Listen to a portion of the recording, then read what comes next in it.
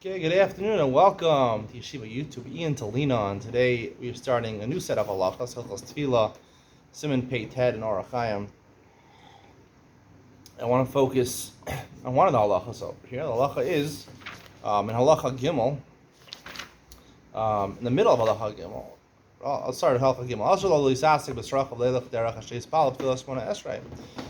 There's a number of things that Simon says you're not allowed to do before you daven in the morning.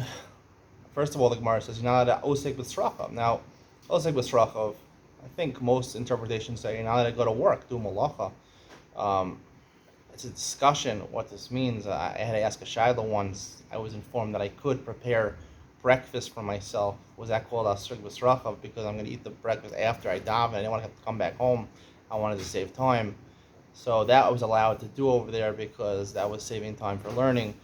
You're not allowed to be osik b'srach. You're not allowed to go to work. You're not allowed to travel. And then the Shulchan Aruch says, "V'lo lecho v'lo lishos." You're not supposed to eat and drink before davening. Now, the Gemara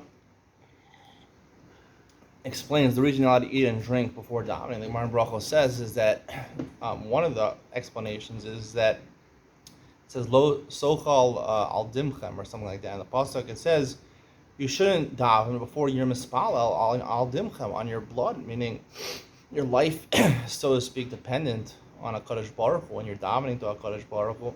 So you shouldn't eat. The pasuk's telling you. There's other drushes that the Gemara makes from this pasuk. For example, Sanhedrin is donning a case. They shouldn't eat before they issue a psak din on a person who's chayiv misa.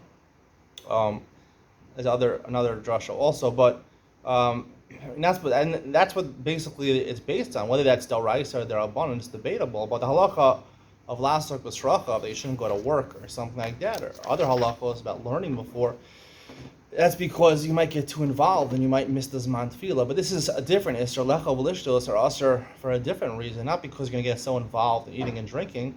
It's more so because the pasuk says, right, you shouldn't eat before you're mispal al dimcha. So what does that mean exactly? So, like I've said many times before, the main point of kavana b'tefillah, right?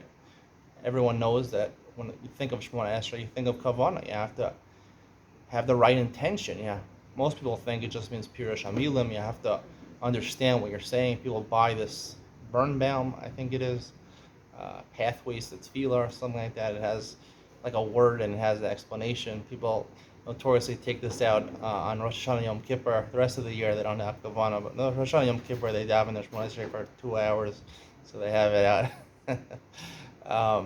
So they have, people think that's kavana, but I think the pshat in kavana and tefillah is that, as I mentioned many times before, that a lot of the times that you're always faced with decision making, you're always involved in cheshbon nefesh, you're making the right decisions in life. That's part of the mitzvah of limud Torah, lasok b'divrei Torah. Tefillah gives you a chance not just to look at what we did wrong, but tefillah gives you a chance to, look at the forest and ignore the trees and look where we're heading in life and reassess our position in life. Kivun, kavana, give us direction in life, where we can go from here on, to assess where we're at, what strengths we have, what weaknesses we have, what, assets we have, right now, and how is that going to help us this day going forward and actualizing our potential and what we can do. It's instead of the sur mirah of cheshbon nefesh, it's more the asay tov of what we can use our talents for in the upcoming day. So that's really what the pasuk means. Osocha al dimchem, you shouldn't eat al dimchem. The Gemara, the Torah says, ki adam hu nefesh, right? The nefesh of a person is constituted in his blood. The nefesh is not the neshama, it's a different part of your neshama. The nefesh is basically your living spirit, nefesh chaya, your living spirit, what your capabilities are as a living human being. So you shouldn't eat. The reason you shouldn't eat before that is because eating is one of those things. Eating is one of those things that are enjoyable in life. One of those good things in life. When I say you have to direct yourself in the good in life, is direct yourself or find a kavana, find a direction in life where you'll be able to use your assets to enjoy yourself. And that's the point of life, is to ultimately enjoy yourself. And you have to direct yourself in that direction. And eating is one of those things. You have to think about what you like to eat, what you enjoy to eat. So, you shouldn't eat al dimcham. The whole point of eating, you shouldn't be eating or deciding what to eat. You have to daven before you decide what to eat, right? You have to know what to eat, which cereal you like. Should you have a rugelach for should you have a donut? Should you not eat breakfast?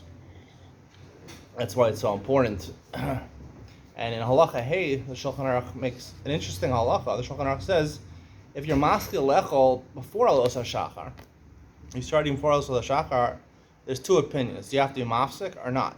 Now, technically, we learn in Hilchos Kriya Shema that when you're hiskal behete, when you started to eat before the zman for a mitzvah comes, so if it's a mitzvah d'oraisa, you have to stop. If it's a mitzvah d'rabban, you don't have to stop. So by Kriya Shema, it's d'oraisa, you have to stop. By lulav on the first day, you have to stop. Tefillah, according to most opinions, is d'rabbanan, so you shouldn't have to stop.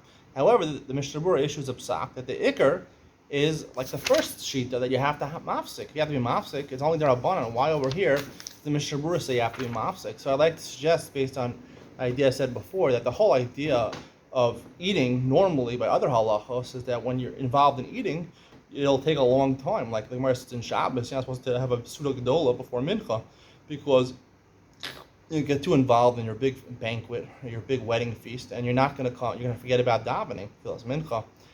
However, over here, the issur of eating is not just because you might get too involved in your eating. Even if you have a small snack, the idea is that l'sochel al dimchem, that once the time for tefillah comes, you have to stop, because the rest of your meal is also important, what you're going to eat today. And even though you'll tell me, okay, what I eat for breakfast is not such a big deal, I don't even enjoy, the Cheerios and milk that I have. I wish I had Honey Nut Cheerios. It doesn't make such a big deal, but it does, because mitzvah goreres mitzvah, and if you are successful in your decision and what you're enjoying in this world, you'll look to further enjoy yourself in this world. It'll lead you on the right direction. That's all it is. It's all about kavanah, but getting on those train tracks. You got to get on the train tracks, and tefillah puts you on those train tracks to continue your day in the right direction. Hope you enjoyed today's share. See you in the next one.